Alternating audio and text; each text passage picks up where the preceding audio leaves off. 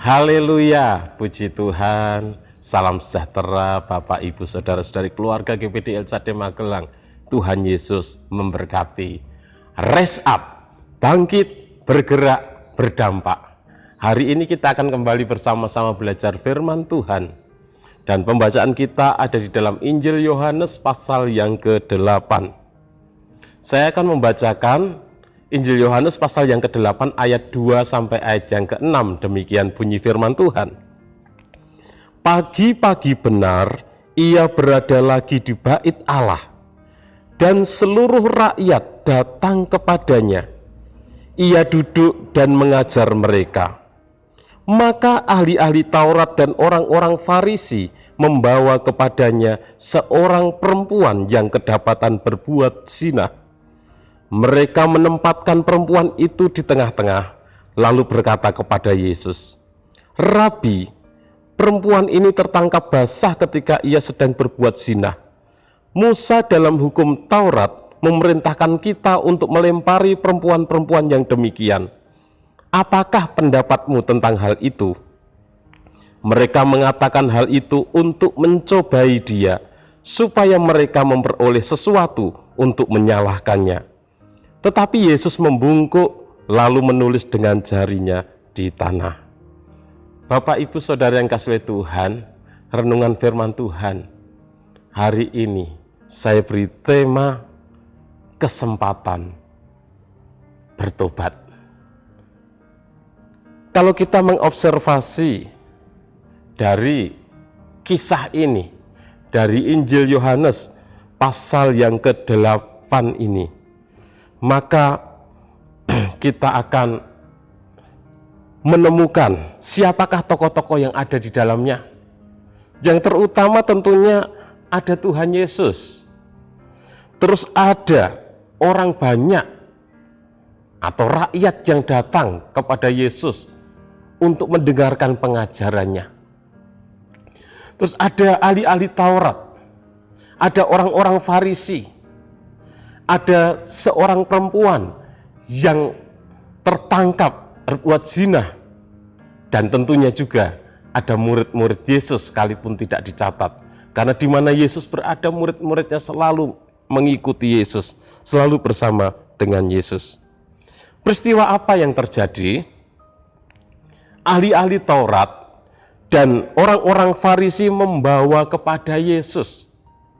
Ketika Yesus sedang mengajar orang banyak, ada ahli-ahli Taurat dan orang-orang Farisi yang membawa seorang perempuan yang kedapatan berzina dengan tujuan untuk mencari kesalahan dari Yesus. Jadi minta pendapat dari Yesus apa yang harus dilakukan kepada seorang perempuan yang kedapatan berzina. Tetapi tujuan mereka, tujuan para pemuka agama Yahudi untuk mencari kesalahan dari Yesus. Kapan peristiwa ini terjadi? Dalam ayat 2 sangat jelas, pagi hari. Kan dikatakan pagi-pagi. Dan di mana peristiwa ini terjadi? Di bait Allah, di Yerusalem. Dalam ayat 2 juga dikatakan pagi-pagi benar Yesus kembali lagi ke bait Allah.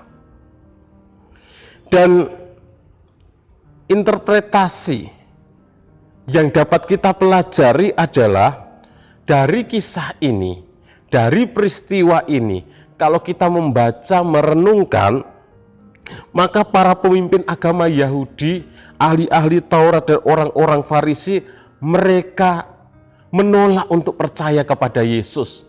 Sekalipun mereka sudah melihat, mereka sudah mendengar bahwa Yesus melakukan banyak-banyak tanda, menyembuhkan orang-orang sakit. Pasti mereka juga mendengar bahwa Yesus pernah merubah air menjadi anggur dan lain sebagainya. Tetapi ahli-ahli Taurat dan orang-orang Farisi menolak untuk percaya kepada Yesus. Mereka tidak mau percaya bahwa Yesus adalah Mesias, Yesus adalah Juru Selamat. Bahkan para pemuka agama Yahudi, ahli-ahli Taurat dan orang-orang Farisi, mereka ingin menyingkirkan Yesus karena Yesus menjadi saingan mereka. Banyak para pengikut mereka yang pindah mengikuti Yesus Karena Yesus mengajar disertai dengan kuasa. Ada mujizat-mujizat yang terjadi. Berbeda dengan ahli-ahli Taurat dan orang-orang Farisi. Ketika mengajar tidak ada kuasa yang terjadi. Jadi mereka berusaha untuk menyingkirkan Yesus. Namun mereka tidak punya alasan yang kuat untuk menyingkirkan Yesus. Dan ketika mereka menangkap basah pasangan yang sedang berzina, maka mereka segera membawa perempuannya, dibawa kepada Yesus. Tidak dapat dipastikan apakah perempuan ini sudah bersuami atau belum. Kita juga tidak diberitahu mengapa mereka tidak membawa laki-lakinya kepada Yesus. Tetapi hanya perempuannya saja yang dibawa kepada Yesus dan meminta pendapat Yesus. Bahwa hukum Musa itu menyuruh untuk melempari dengan batu.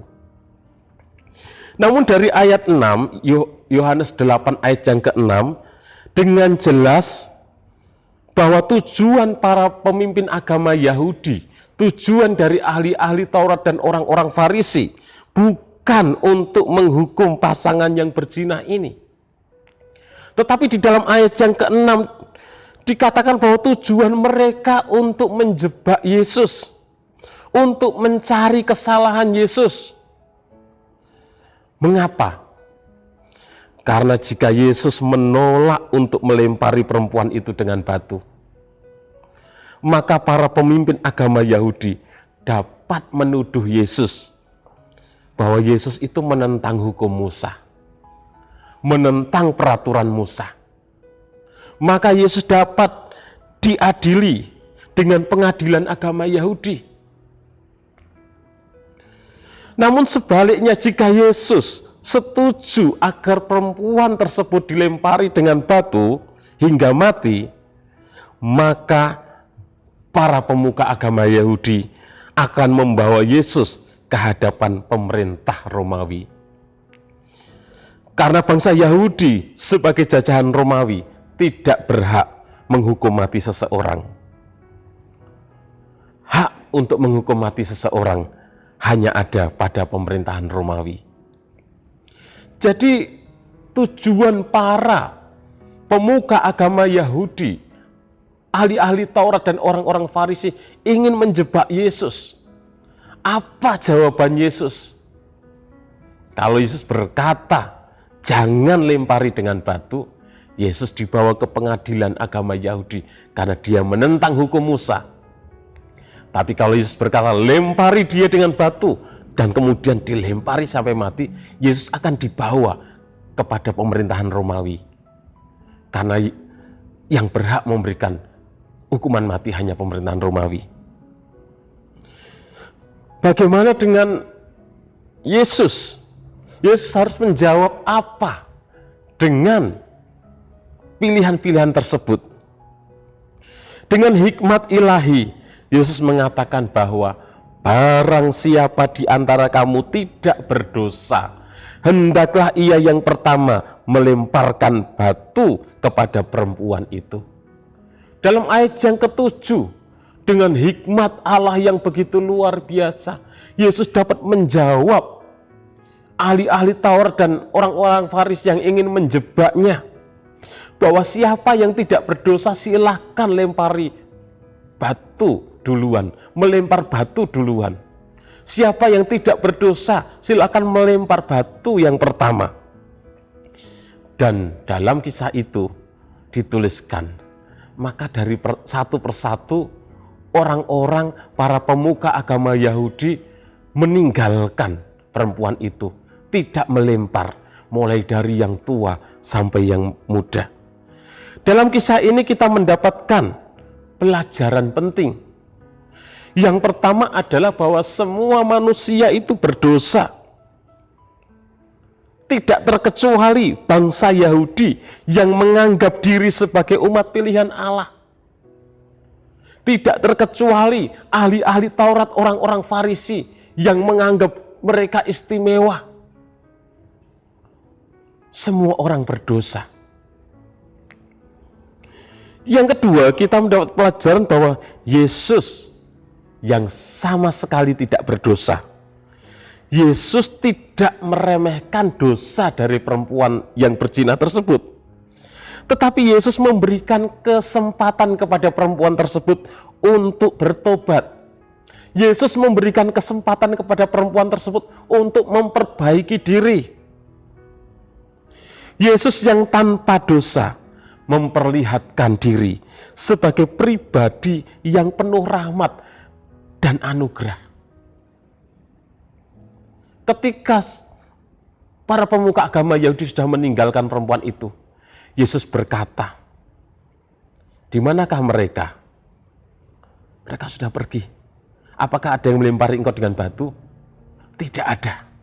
Kalau begitu, aku pun juga tidak akan melempar engkau dengan batu, tidak akan menghukum engkau. Pergilah dan jangan berbuat dosa lagi. Pergilah dan bertobatlah. Pergilah dan perbaiki dirimu." Yesus memberikan kesempatan kepada perempuan itu untuk bertobat. Memberikan kesempatan untuk memperbaiki diri. Aplikasi dalam kehidupan kita sehari-hari. Bapak, Ibu, Saudara yang dikasihi Tuhan, kalau ada di antara kita yang sampai saat ini masih hidup di dalam dosa, yang masih terus melakukan dosa, tahu itu salah tetap dilakukan. Kalau kita masih hidup, ini kesempatan yang masih Tuhan beri bagi kita untuk kita memperbaiki diri. Ini kesempatan yang masih Tuhan beri bagi Bapak, Ibu, Saudara untuk bertobat. Jangan menunda-nunda, jangan menyia-nyiakan. Segeralah bertobat. Kalau kita masih hidup, ini kesempatan yang masih Tuhan beri untuk kita memperbaiki diri, untuk kita bertobat. Kalau ada yang masih hidupnya tidak jujur, kalau ada yang masih melakukan hal yang tidak berkenan kepada Tuhan, kalau kita masih hidup, ini kesempatan yang masih Tuhan beri untuk kita bertobat. Jangan sampai kita menunda-nunda. Karena kalau Tuhan sudah memanggil kita pulang, kita meninggalkan dunia ini, sudah tidak ada kesempatan lagi untuk bertobat. Kalau kita sudah menghembuskan nafas yang terakhir, tidak ada kesempatan lagi untuk bertobat. Tapi kalau kita masih boleh hidup, mari perbaiki diri. Untuk sungguh-sungguh mengiring Tuhan, sungguh-sungguh mengikut Tuhan, sungguh-sungguh percaya kepada Yesus. Hidup di dalam kebenaran firman-Nya. Karena ini sebuah kesempatan yang masih Tuhan berikan kepada kita untuk bertobat, untuk memperbaiki diri kita. Tinggalkan segala hal-hal yang jahat, hal-hal yang tidak berkenan kepada Tuhan. Tuhan Yesus memberkati.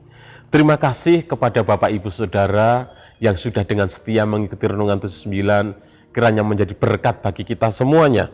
Bagi Bapak, Ibu, Saudara yang ingin didoakan dengan pokok doa tertentu atau ingin menyampaikan kesaksian, dapat menyalurkan melalui chat WhatsApp di nomor 0813 2742 0088. Mari kita berdoa.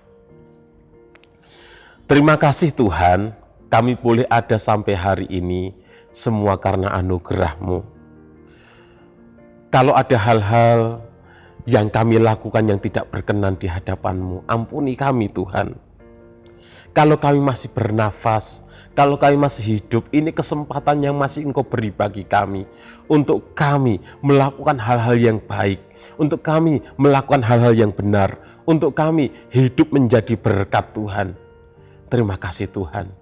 Roh Kudus memimpin kami, mampukan kami untuk hidup kami bisa bermanfaat bagi Engkau dan bagi sesama. Terima kasih memberkati seluruh keluarga GBD LSAD Magelang dimanapun mereka berada. Ya Allah, Engkaulah Allah. Kami keluarga GBD LSAD Magelang mencari Engkau.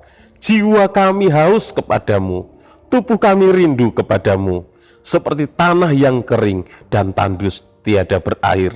Demikianlah kami memandang kepadamu di tempat kudus, sambil melihat kekuatan-Mu dan kemuliaan-Mu. Di dalam nama Tuhan Yesus kami berdoa bersyukur. Haleluya. Amin.